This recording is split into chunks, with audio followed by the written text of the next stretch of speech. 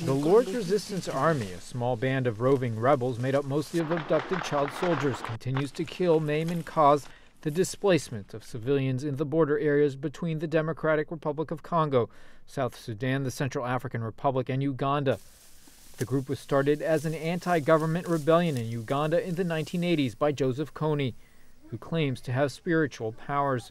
In 2005, the International Criminal Court issued an arrest warrant for Kony to face charges of crimes against humanity, but he has eluded capture. Now the U.S. government has decided to send about 100 military advisors to help Uganda and other African countries end the L.R.A.'s atrocities. One of those applauding the move but still pushing for stronger U.S. action is the Enough Project Executive Director John Bradshaw.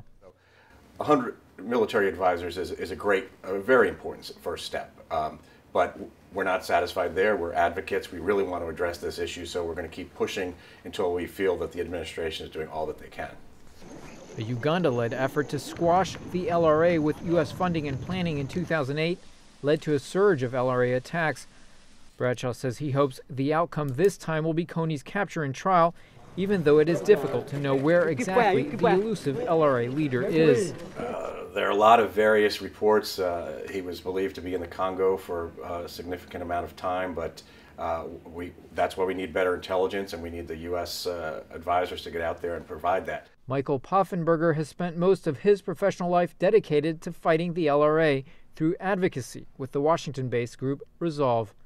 He shares worries of how the L.R.A. used abducted children and women as human shields in previous defense against government attacks. Our hope is that with the extra assistance being provided by the United States, you can actually find innovative ways to help these kids be protected in these operations and encourage them to actually defect and escape and put more mechanisms in place to help that happen.